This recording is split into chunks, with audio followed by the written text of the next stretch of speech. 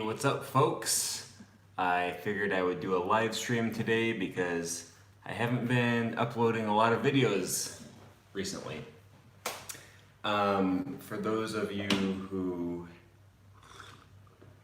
haven't seen my last few videos, I'm uploading from clearly a new location. There's still a book in my background. It's just a lot more meager because I wasn't able to bring many books in my suitcase to Thailand. So that's where I am now. I'm living in a suburb of Bangkok, and I'm going to be teaching English this year. So, it's been pretty crazy move and, preparing for new school year. So I've been pretty busy, haven't been uploading a whole lot over the last few weeks. I'm going to try to get back into a more regular schedule, once I get into a more stable routine. I've been enjoying myself a lot, but it's just been a whole lot of work. Man, they have these, it's like a fermented milk beverage here in Thailand, and I've been drinking these things like a fiend. They're so good. I go to the store and buy like six packs of them. I'll finish them all in like 3 days. Anyways, today's live stream is going to be about, what was it going to be about again? The best apps, the best resources I've used for learning languages this year. It's pretty early in the morning. It's like 6:30 in the morning or something here in Thailand. So, it's 7 in the morning, I guess. I guess I took a long time getting ready. 7 in the morning, so I just woke up not too long ago. I'm gonna try to find a good time for people to, a good time that works for most people. So I know it's going to be later in the evening on Friday night back in the States. In Europe, people are probably asleep at this time. Am I right about that? There's like 7 hours ahead of the States. Actually, no. In Europe, it's probably going to be like late morning, early afternoon. So maybe this will work out. Maybe this is a good time for live streaming. I don't know. Let me know what you guys think about that. Anyways, so this year, it's been a good year for language learning for me so far. I started off like the 3rd or the 4th of January, I took a trip to Mexico with my school. And I took a science class down in Mexico just because my school offered a science class in Mexico in January. So that was cool. Learned a lot about atmospheric pollution and its effects on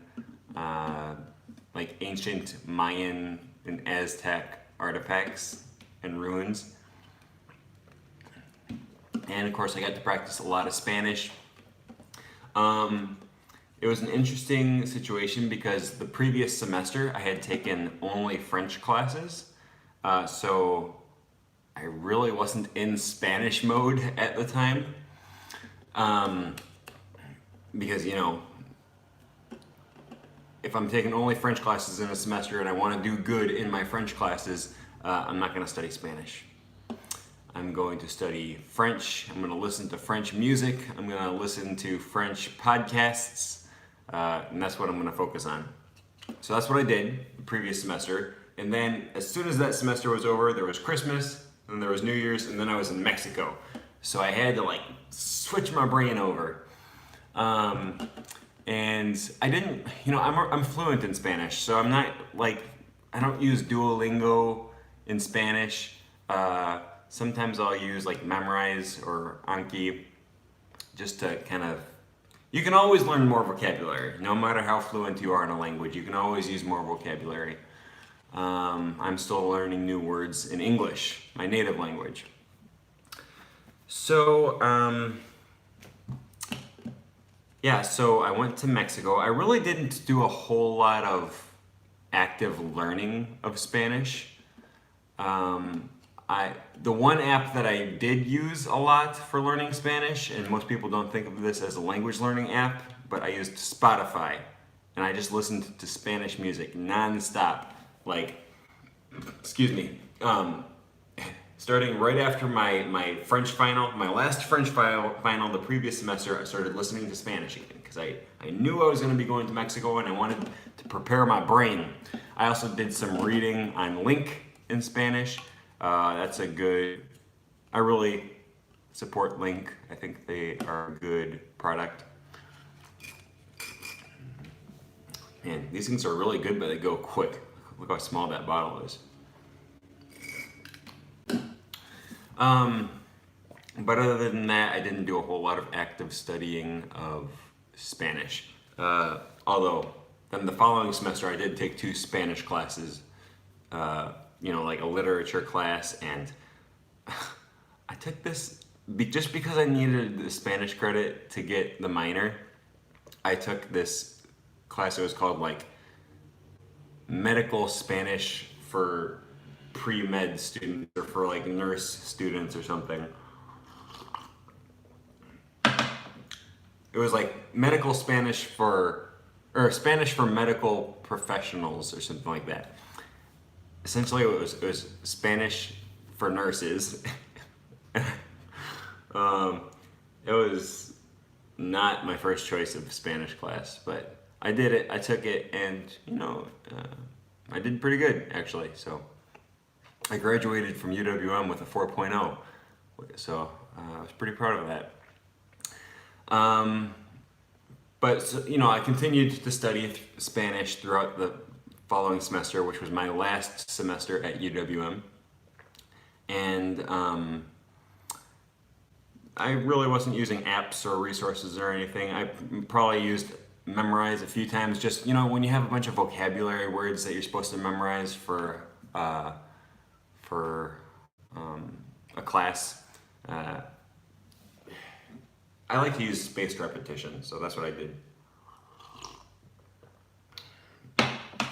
Then in March, I believe March, whenever spring break is, I went to Quebec, Canada, so I got a lot of French practice in there. I also took 1 French class over the course of the semester. And I remember at the beginning of the semester, we had snow day.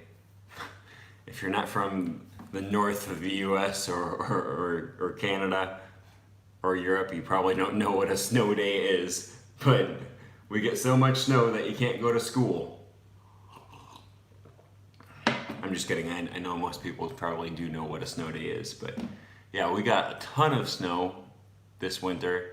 It was really cold. One day got to 40 below Fahrenheit and 40 below Celsius. For those who, it's the same temperature, regardless of which system you use. So that's really cold. That's really, really cold. And anyways, I'm not sure if I'm missing comments or not, because I'm streaming on my phone. I don't have Wi-Fi in my apartment yet, so I can only stream from my phone. So I'm not sure if I'm missing people's comments or not. Normally I get more comments by this time in the video, but I haven't seen any yet. So comments and let me know if the comments are working. Okay, there we go. There's a saluton from Paul. Saluton, Paul. Kiel vi fartas. Okay, so anyways, what was I talking about? Oh yeah, we had a snow day. And testing 1, 2, 3. There we go. It works. So okay, yeah, I can see comments. There we go. So let's see. We had a snow day early in the semester, and my professor sent out an email saying, "Don't come to class today. It's too cold. It's too snowy. Just use Duolingo for an hour or something. She sent out a list of things that we could do as a replacement, and one of them was to use Duolingo, and I was like, oh, that's easy. Like, I don't need to drive all the way up to Milwaukee. I'll just do Duolingo in my bedroom in my boxer shorts for an hour. And I was like, yeah, I like this. And then I pulled out Duolingo. I haven't used Duolingo for French in a long time. Because, Duolingo is really good when you're a brand new beginner in a language, but once you reach a certain point, its usefulness just falls off a cliff. Okay, so I haven't used Duolingo for French in a long time. I've used it for like my one day, like when I was learning German and when I was learning Italian for a day. So I pull out Duolingo again, and man, I forgot how much I don't like Duolingo. And I hesitate to say that because it is a good program, especially it's a really good program if you're just starting off. I find depends on the language, but it was such a frustrating experience, especially with French, because I really didn't learn French in the classroom. I learned French just by talking with French people online, like chatting. I used Pimsleur a lot, which doesn't, you don't have to know spelling and writing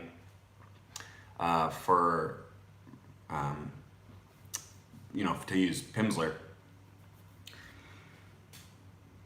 And it's so frustrating typing up an entire sentence in French, and then I forget to put the S at the end of a word, and it's a silent S that you don't even pronounce, and the whole sentence is wrong, and it kicks you back a space.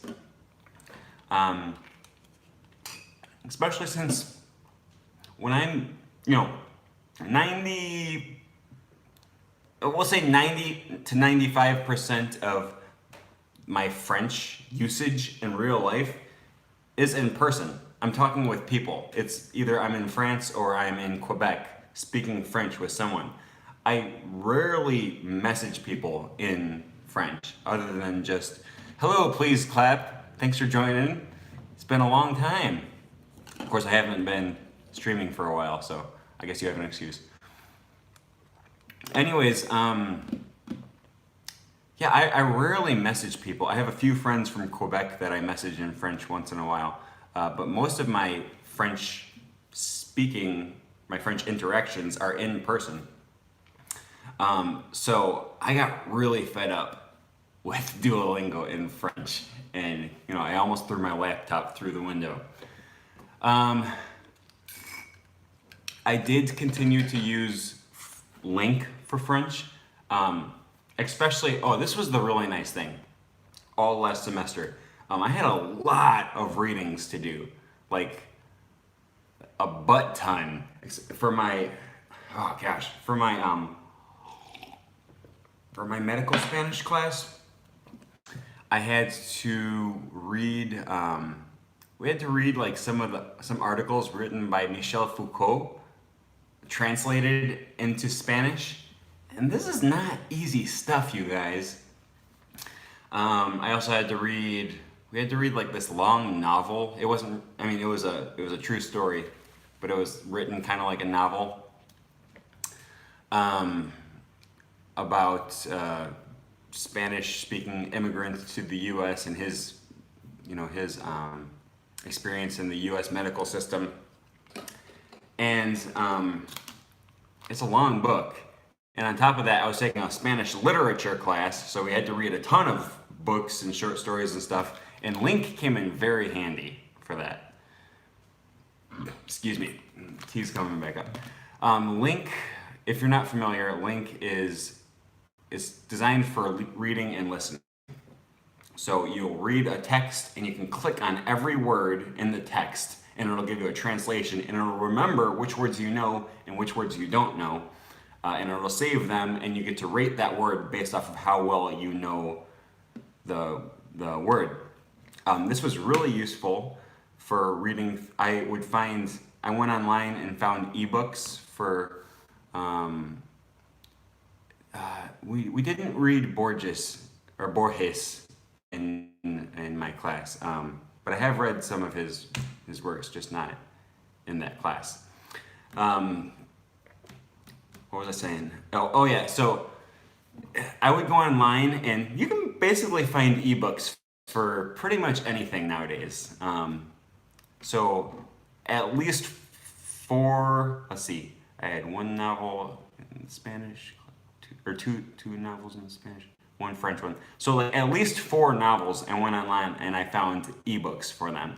And then I uploaded them into LingQ, and it just made reading through these books so much easier and so much quicker, rather than, you know, flipping through a physical book and then find a word that I don't understand, and then going and pulling out a dictionary and flipping through the dictionary. You know, it's like you're scrolling through this book, you're reading it, and then you see a word that you don't know, you click on the word, and it just translates it for you.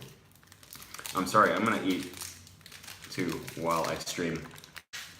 Probably a bad habit for a YouTuber to get into, but I don't care.